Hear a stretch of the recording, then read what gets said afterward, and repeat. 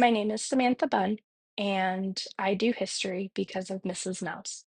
Mrs. Nels taught me from a very young age, being third grade, that history was something to love and honor and respect. She taught us this through a lesson about our town. As she was the unofficial town historian, she had us engage with history through becoming a townsperson, becoming one of the founding members of our town.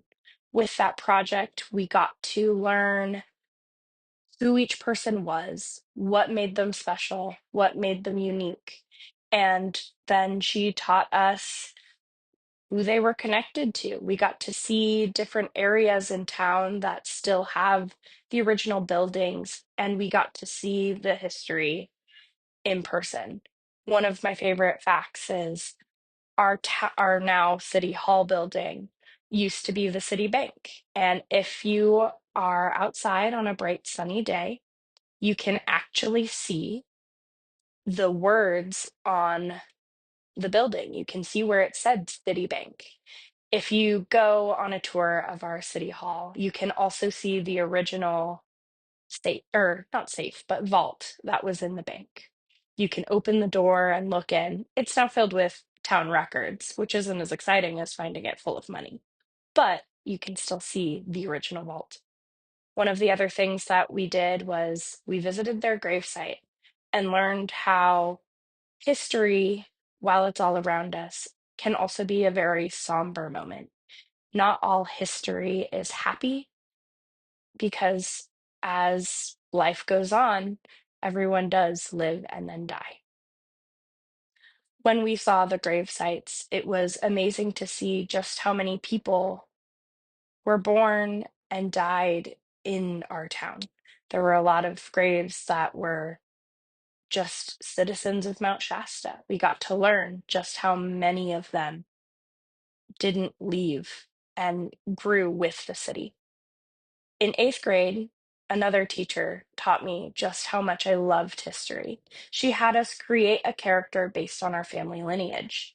So, my mom always told me that I was Italian. So, one day I got to do a presentation about my journey to America as I sailed on a ship from Italy all the way over to America. There were a lot of stops on the way because we couldn't sail directly from Italy to America, but we got to create a passport. We created documents and made an assumption or an estimate of what that really looked like.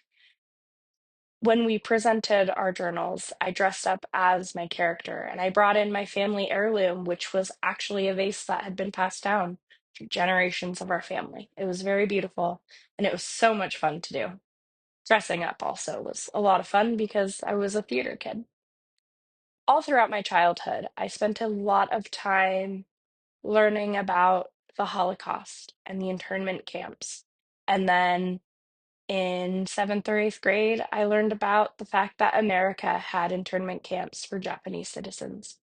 And one of the most memorable experiences while I was learning history was seeing the Tule Lake internment camp with what's left. There's not a lot there, but it was very heartbreaking to see that America had places that, while they weren't quite as bad as the German internment camps, still brought a feeling of anxiety and sadness.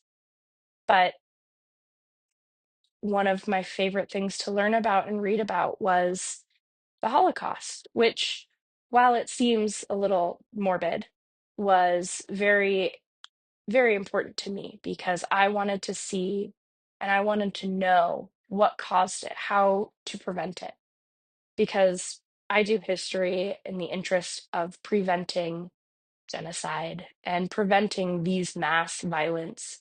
Because if I'm going to teach young minds, I want to teach them how to be compassionate and how to really live so that we're honoring the history and not repeating it. Thank you.